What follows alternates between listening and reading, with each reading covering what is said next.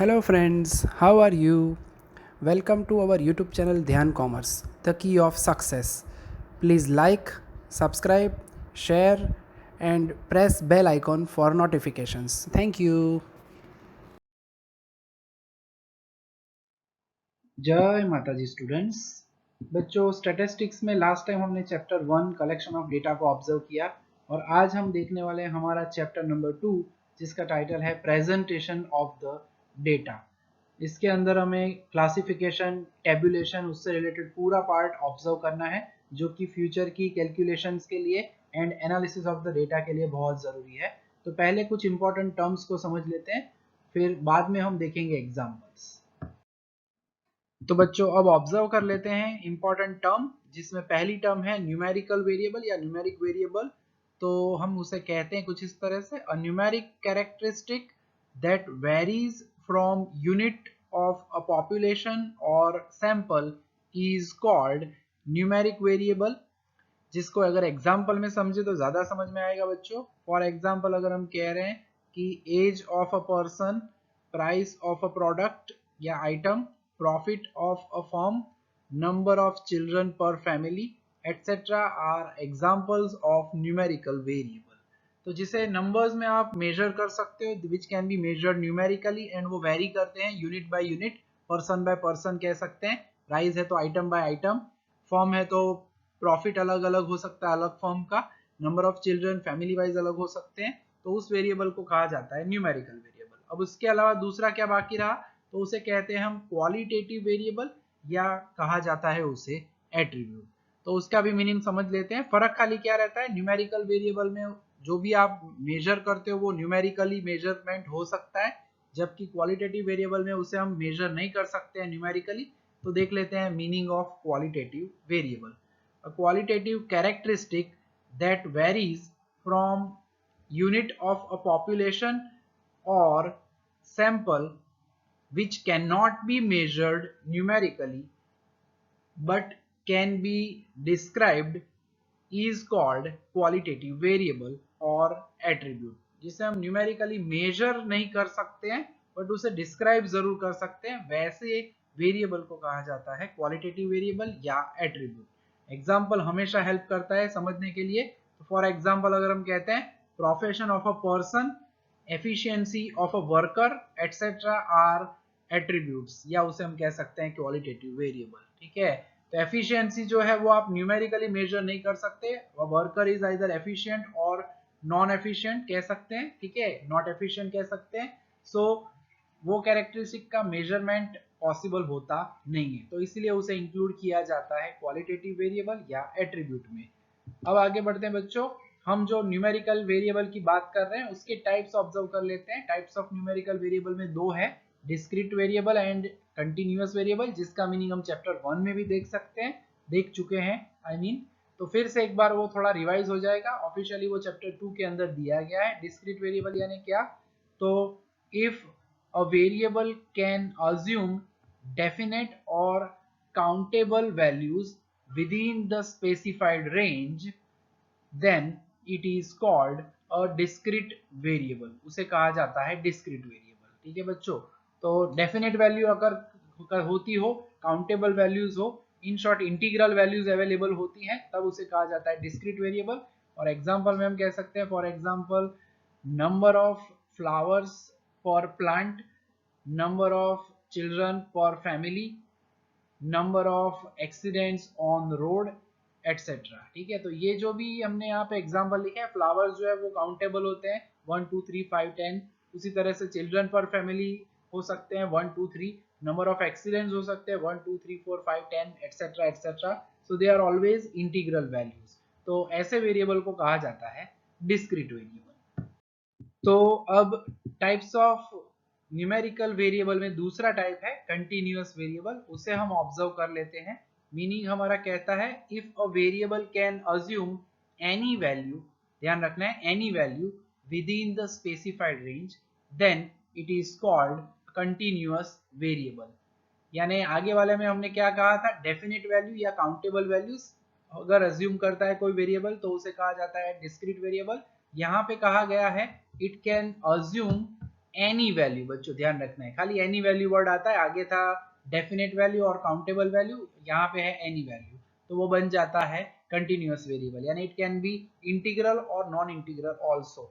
तो एग्जाम्पल समझ लेते हैं। तो फॉर एग्जाम्पल हम कह रहे हैं उस हिसाब से height of person, maximum temperature on a day etc are the examples of continuous variable। ठीक है, हाइट वेट कह सकते हो, वो सभी जो है उसे आप न्यूमेरिकली मेजर कर सकते हो, एंड वो जो है इंटीग्रल भी हो सकते हैं, नॉन इंटीग्रल भी हो सकते हैं। ठीक है, जैसे कि हाइट के बारे में बात करो तो वो 5 फीट 3 इंचेस भी हो सकता है, 4 फीट 2 इंचेस भी हो सकता है। ठीक है, मैक्सिमम टेम्परेचर है तो टेम्परेचर सेल्सियस में कहे तो 41.2 डिग्री सेल्सियस भी होता है, खाली 41 डिग्री होना जरूरी नहीं है। यानी इंटीग्रल नॉन इंटीग्रल कोई भी वैल्यू अज्यूम कर सके, ऐसे वेरिएबल को कहा जाता है कंटिन्यूअस वेरिएबल। तो दो टाइप्स हो गए हमारे न्यूमेरिकल वेरिएबल्स के। अब कुछ और छोटी मोटी 2-3 टर्म्स है वो भी हमें ऑब्जर्व करनी है, जिसमें पहला जो है वो है रॉ डेटा। ठीक है, तो उसे ऑब्जर्व कर लेते हैं। Data obtained by population inquiry और sample inquiry are called original data और अनग्रुप्ड डेटा और रॉ डेटा। एग्जाम्पल समझ लेते हैं। फॉर एग्जाम्पल हम कहते हैं marks of 100 students in the subjects statistic, वो जो कलेक्ट किया जाए, 100 स्टूडेंट्स का डेटा कलेक्ट किया जाए तो कुछ स्टूडेंट्स के मार्क्स 90 होंगे, कुछ के 80 होगा, कुछ का 35 होगा, कुछ का 45 होगा। तो ये जो डेटा है वो पर्टिकुलरली हम अरेंज करके नहीं रख रहे हैं, कलेक्शन कर लिया डेटा का और वो जैसा है वैसे का वैसा ही रहे अगर, तो उसे रॉ डेटा कहा जाता है, ओरिजिनल डेटा, या फिर उसे कहा जाता है अनग्रुप्ड डेटा। फिर उसका हम टेबुलेशन क्लासिफिकेशन करें, उसको प्रॉपरली अरेंज करें असेंडिंग ऑर्डर में या डिसेंडिंग ऑर्डर में, तब वो रॉ डेटा नहीं कहा जाता। यानी अभी जो फिलहाल हमें डेटा मिलता है वो डेटा को सिंपली हम क्या कहते हैं, रॉ डेटा। ठीक है, उसके बाद जो नेक्स्ट टर्म है वो है क्लासिफिकेशन। ठीक है, रॉ डेटा मिल गया तो उसका हमें क्लासिफिकेशन करना पड़ता है। ठीक है, तो उसका मीनिंग समझ लेते हैं अब हम। that is a process of arranging ungrouped or raw data in systematic and short form is called classification। ठीक है, रॉ डेटा जो है मैंने जैसे कहा ऊपर 100 स्टूडेंट्स का डेटा कलेक्ट किया है हमने, सपोज उनके मार्क्स है स्टैटिस्टिक्स के, अगर उन सभी को मैं डिसेंडिंग ऑर्डर में यानी 100 में से मैक्सिमम 99, 98, 93, 94, 94, 93 उस तरह से डिसेंडिंग ऑर्डर में मैं प्रॉपरली अरेंज करूं, क्लासेस बना के उसको कंटिन्यूअस फ्रीक्वेंसी डिस्ट्रीब्यूशन में अरेंज किया जाए, तो वो जो रेडी होता है वो कहा जाता है प्रॉपरली क्लासिफिकेशन। ठीक है, यानी रॉ डेटा को अरेंज करना है in a systematic and short form, तब उसे कहा जाता है क्लासिफिकेशन। और जो डेटा होता है जिसको हमने अरेंज किया है, क्लासिफिकेशन किया है जिसका, उसे कहा जाता है क्लासिफाइड डेटा। तो क्लासिफाइड डेटा का मीनिंग क्लासिफिकेशन से ही हमें अच्छे से समझ में आ जाता है। Data obtained by classification are called classified data और ग्रुप्ड डेटा। तो जब भी रॉ डेटा मिलता है उसे हम क्लासिफाई जरूर करते हैं और फिर बाद में उसका एनालिसिस करने के लिए हम उसको इस्तेमाल करते हैं। अब एक और छोटी सी टर्म है frequency. What do you mean by frequency? ठीक है, तो उसका मीनिंग देख लेते हैं। A numeric value showing the repetition of value of a variable is called the frequency। f कहा जाता है उसे, फ्रीक्वेंसी का नोटेशन f है। सिमिलरली अगर हम कहते हैं the number of observations corresponding to each class is also known as the frequency। ठीक है, सिंपली अगर डिस्क्रीट डेटा है तो उसके अंदर हम ऑब्जर्व कर सकते हैं जो भी रिपीटेशन हो रहे हैं ऑब्जर्वेशंस के, उसको फ्रीक्वेंसी के तौर पे हम लिखने वाले हैं।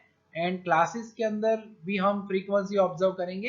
तो ये जो पूरा पार्ट है बच्चों वो एग्जाम्पल में मैं आपको समझाने वाला हूँ। हमारी एक्सरसाइज नंबर 2.1 में जो एग्जाम्पल्स है उसमें हम सबसे पहले यही ऑब्जर्व करेंगे कि क्वांटिटेटिव डेटा जो भी है हमारा न्यूमेरिक डेटा, उसका क्लासिफिकेशन कैसे किया जाए, उसमें जो डिस्क्रीट फ्रीक्वेंसी डिस्ट्रीब्यूशन बनेगा, उसके बाद कंटिन्यूअस फ्रीक्वेंसी डिस्ट्रीब्यूशन बनेगा, वो कैसे करना है, वो पूरी प्रोसेस हम डिटेल में देखने वाले हैं बच्चों हमारे इस चैप्टर के अंदर। ठीक है,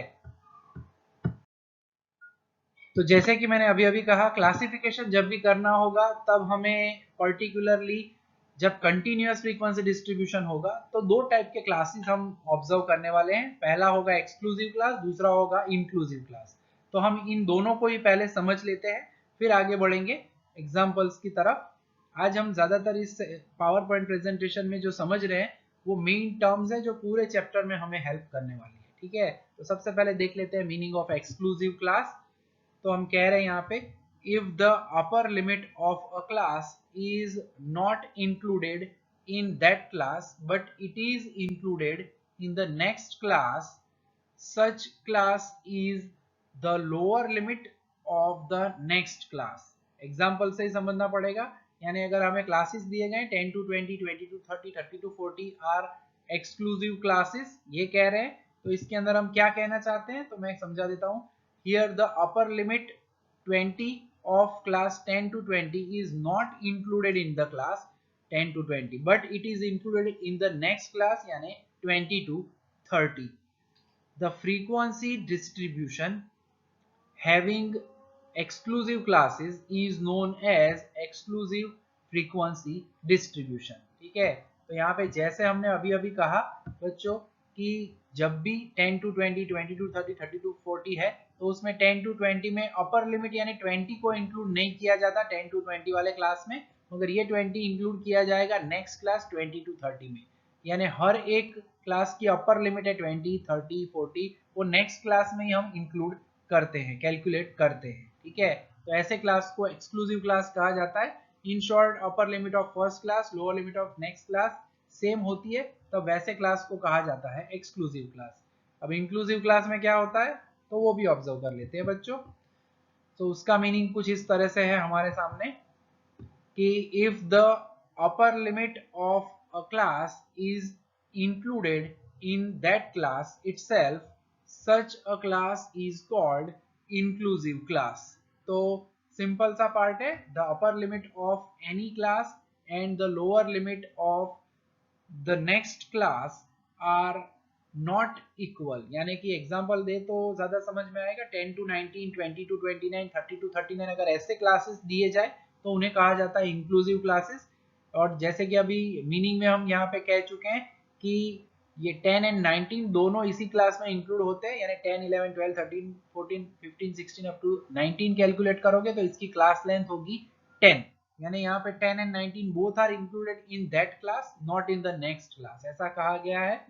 सो वही चीज हम कह रहे हैं यहाँ पे, here the upper limit 19 of class 10 to 19 is included in the class itself। The frequency distribution having inclusive classes is called inclusive type frequency distribution। ठीक है, और इसमें बच्चों खास ध्यान रखना है इंक्लूसिव टाइप फ्रीक्वेंसी डिस्ट्रीब्यूशन कब हम बनाते हैं, तो it is carried out for the discrete raw data having large value of range. Range जब बड़ी होती है बच्चों तभी हम बनाते हैं इंक्लूसिव टाइप फ्रीक्वेंसी डिस्ट्रीब्यूशन। तो ये दोनों के दोनों पार्ट बहुत ही इंपॉर्टेंट है। एक्सरसाइज नंबर 2.1 में हम जब क्लासेस फ्रेम आउट करेंगे बनाएंगे तब इसका इस्तेमाल हमें बहुत करना पड़ेगा, और ये मेन डिफरेंस आपको याद रखना है, बहुत ही जरूरी है फ्यूचर के लिए भी ये।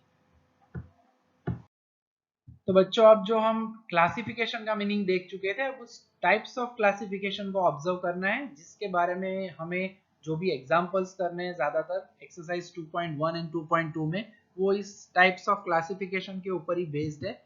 जिसमें पहला क्लासिफिकेशन है उसे कहा जाता है quantitative classification.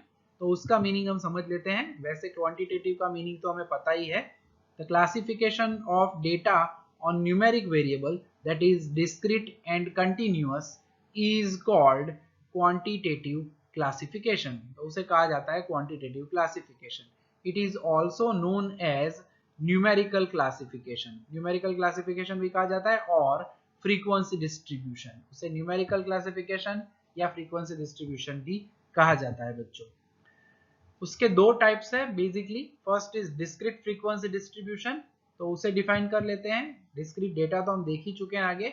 A table showing various possible values of discrete variables with their respective frequencies is called discrete frequency distribution। So discrete frequency distribution में कुछ नहीं है, डिस्क्रीट वेरिएबल से रिलेटेड उसकी फ्रीक्वेंसीज भी अरेंज की जाए बच्चों तब उसे कहा जाता है डिस्क्रीट फ्रीक्वेंसी डिस्ट्रीब्यूशन, जिसके अंदर x एंड f दिया जाता है जो कि हम आगे ऑब्जर्व करने वाले हैं एग्जांपल्स में। तो फिर भी अगर कहना है अगर रैंडमली, तो फॉर एग्जांपल हम कह सकते हैं the table showing the number of families as per number of children is discrete frequency distribution. ठीक है, नंबर ऑफ फैमिलीज में कितने चिल्ड्रन है, तो फैमिलीज के हिसाब से जो भी चिल्ड्रन है 0 1 2 3, ठीक है, 0 चिल्ड्रन वाली कितनी फैमिलीज है, 1 चिल्ड्रन वाली कितनी फैमिलीज है, 2 चिल्ड्रन वाली कितनी फैमिलीज है, तो वो जो है वो हम टेबल में अरेंज करेंगे, क्लासीफाई करेंगे, तो उसे कहा जाएगा डिस्क्रीट फ्रीक्वेंसी डिस्ट्रीब्यूशन। यहाँ पे children wise number of families का डेटा अरेंज किया जाएगा, यानी नंबर ऑफ चिल्ड्रन हमारा वेरिएबल होगा एंड नंबर ऑफ फैमिलीज जो है वो हमें मेंशन करेंगे as frequency of the variable. ठीक है, तो ये हुआ डिस्क्रीट फ्रीक्वेंसी डिस्ट्रीब्यूशन। अब दूसरा जो है वो है कंटिन्यूअस फ्रीक्वेंसी डिस्ट्रीब्यूशन होगा बच्चों, तो उसका मीनिंग भी ऑब्जर्व कर लेते हैं। एग्जाम्पल में तो हम देखने ही वाले हैं,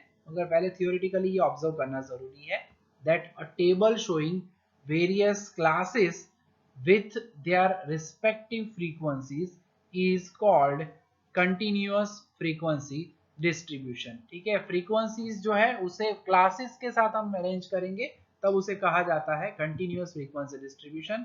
एग्जाम्पल अगर कहना चाहे तो the table showing the number of companies according to various classes of the profit in rupees on during a year, यानी अलग अलग जो कंपनीज हैं उनको जो प्रॉफिट है उसके क्लासेस बनाए जाते हैं, इन 1000 रुपीज हो सकता है, इन करोड़ रुपीज हो सकता है, यानी 5000 टू 10,000 करोड़, या 5 crore to 10 crore, then 10 crore to 15 crore, उतनी रेंज में कितनी कितनी कंपनीज आती है उसे अगर टेबल में अरेंज किया जाए बच्चों, तो वो होगा example of continuous frequency distribution का। ठीक है, तो अब मेन हमारे सभी हिस्से कवर हो चुके हैं, अब खाली दूसरा एक टाइप जो है क्वालिटेटिव क्लासिफिकेशन। तो क्वालिटेटिव क्लासिफिकेशन में क्वालिटीज होती है, हम पहले ही कह चुके हैं क्वालिटेटिव वेरिएबल से रिलेटेड कह सकते हैं, फिर भी उसका मीनिंग ऑब्जर्व कर लेते हैं और उसके भी टाइप्स देख लेते हैं।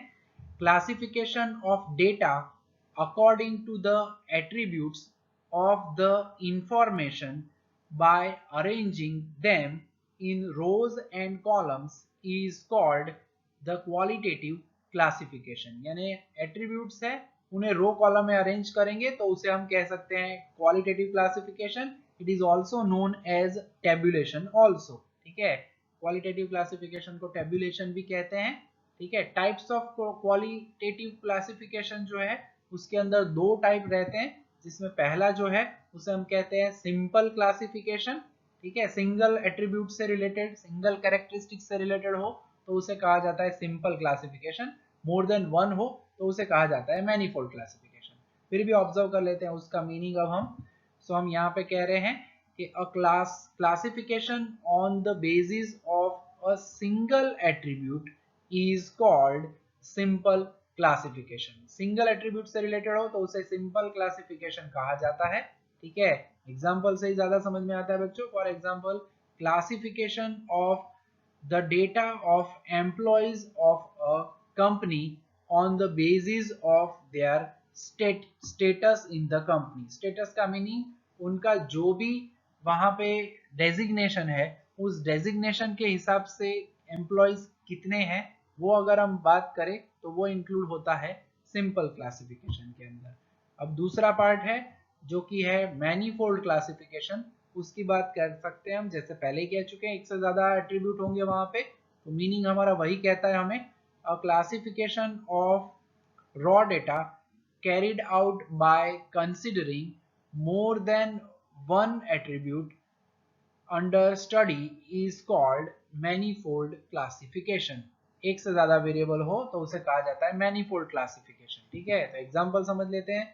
तो फॉर एग्जांपल हम यहाँ पे कह रहे हैं कि classification of data of employees of a company on the basis of their gender and status of working in the company. पहले हमने कुछ जेंडर के बारे में बात नहीं की थी सिंपल क्लासिफिकेशन में, मगर अब जेंडर भी है एंड स्टेटस भी है। स्टेटस यानी आप कह सकते हो उनका डेजिग्नेशन।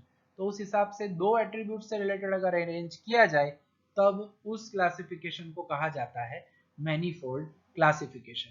तो बच्चों यहाँ तक जो पार्ट है वो छोटा सा थियरी का हिस्सा था। लेक्चर हमारा जो है ऑलमोस्ट 19-20 मिनट्स का ये हो चुका है। तो ये थियरी का पूरा सेक्शन है, बहुत ही जरूरी है। नेक्स्ट लेक्चर जो आएगा बच्चों हमारा, उसके अंदर हम एक्सरसाइज नंबर 2.1 को ऑब्जर्व करेंगे, जिसके अंदर हमने अभी जो ऑब्जर्व किए क्वांटिटेटिव क्लासिफिकेशन, उससे रिलेटेड एग्जांपल्स को हम वहां पे ऑब्जर्व करेंगे। ठीक है, तो आज का जो ये लेक्चर है उसमें हम यहाँ तक का काम रखते हैं बच्चों। नेक्स्ट सेशन में एग्जाम्पल का काम शुरू हो जाएगा, तो तैयार हो जाना है एग्जाम्पल के लिए। तो यहाँ तक रखते हैं बच्चों। जय माता जी, thank you and take care. Please like, subscribe, share and press bell icon for notifications.